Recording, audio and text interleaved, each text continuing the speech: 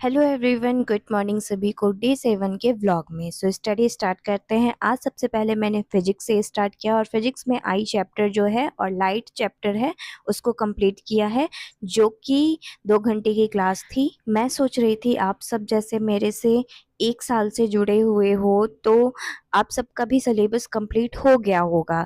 तो मैंने सोचा है कि लाइव आकर और कोई 2 चैप्टर जीएस का लेकर के उसका डिस्कशन करें, क्वेश्चंस का डिस्कशन करूं, मैं पूछूं आप जवाब दो। तो उससे क्या होगा कि आपकी भी प्रैक्टिस हो जाएगी और मेरी भी प्रैक्टिस हो जाएगी। अगर आप बोलते हो तो कमेंट करना कि मुझे ये करना चाहिए, तो फिर मैं नेक्स्ट डे से ही स्टार्ट कर दूंगी। जैसे जीएस में सबसे स्ट्रॉन्ग सब्जेक्ट होते हैं ज्योग्राफी, हिस्ट्री, पॉलिटी, इकोनॉमिक्स। तो मैं सोच रही हूँ सबसे पहले इन सबको कंप्लीट कर लें जल्दी जल्दी। डेली 2 चैप्टर का लाइव करेंगे ना तो जल्दी से कंप्लीट भी हो जाएगा और आप भी याद करते रहोगे कि हाँ जाना है लाइव में आंसर देना है, तो मैं भी पढ़ के ही जाऊं। तो इससे आपका भी कंप्लीट होगा अगर नहीं हो रहा है तो यही मैं सोच रही हूँ। अगर आप बोलो तो शुरू करते हैं ये वाला। फिजिक्स की क्लास लेने के बाद फिर मैंने पॉलिटी स्टार्ट किया था और आज पॉलिटी में प्रेसिडेंट एंड वाइस प्रेसिडेंट पढ़ रही हूँ। वही पहले मैं लिख रही थी अपने से कि मुझे याद है कि नहीं, पहले से जो मैंने पढ़ा है तो याद है कि नहीं। तो याद था, सारी चीज़ें याद थी। देन उसके बाद जैसे आर्टिकल के अंदर जो भी चीज़ें रहती हैं उनको भी पढ़ना रहता है, तो उनको भी रीड कर रही थी। एक बार पूरा रीड किया, president and vice president chapter को कंप्लीट किया।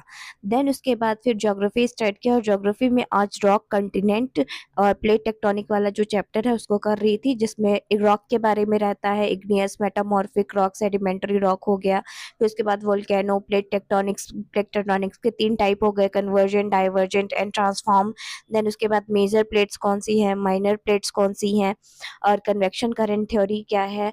इन सब के बारे में हम पढ़ते हैं इस चैप्टर में। अगर आप सब एग्री हो लाइव में क्वेश्चन आंसर का डिस्कशन करने के लिए, तो सबसे पहले मैं सोच रही थी ज्योग्राफी से स्टार्ट करूं।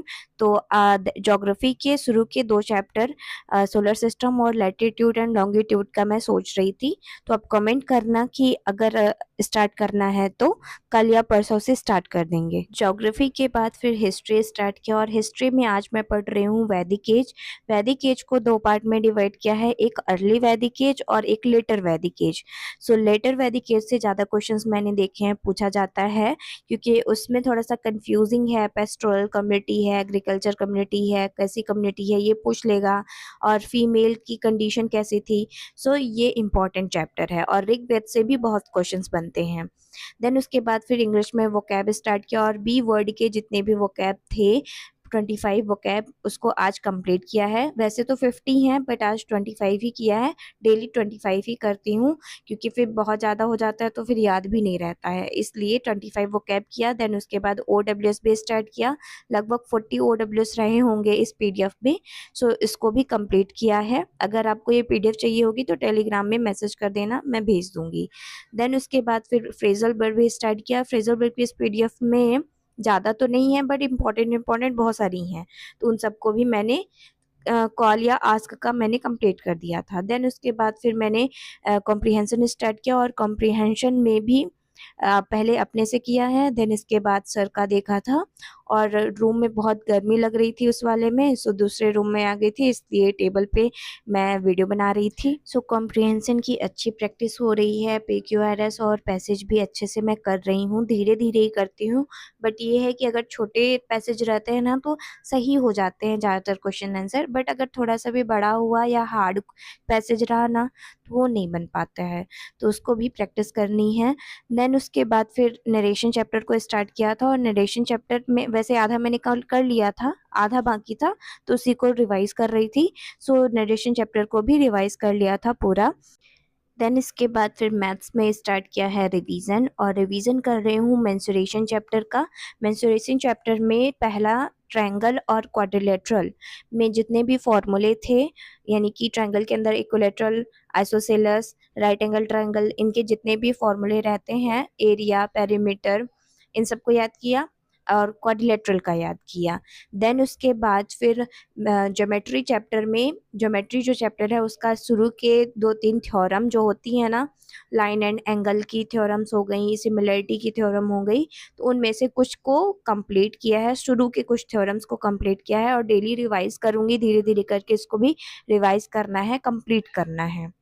मैंने ट्राई किया मैथ्स कॉन्सेप्ट किंग जो बुक है उससे भी रिवाइज करने का फॉर्मूला वगैरह, बट ऐसा है कि मैंने जो अपनी नोट्स बनाई है ना उसमें मुझे ज़्यादा अच्छे से समझ में आ रहा था, सो मैं दोबारा से अपने नोट से ही रिवीजन कर रही हूँ। देन फिर मैंने मैथ्स में प्रैक्टिस स्टार्ट की लॉस एंड प्रॉफिट चैप्टर का, सो कुछ क्वेश्चंस की प्रैक्टिस की थी, 2 क्लास कंप्लीट कर लिए थे। देन उसके बाद फिर वोकैब में होमोनिम और स्पेलिंग पढ़नी थी बुक से, तो होमोनिम पढ़ा है। देन उसके बाद फिर एंटोसाइनोनिम्स शायद कंप्लीट कर लिया था, सो उसको भी कंप्लीट किया।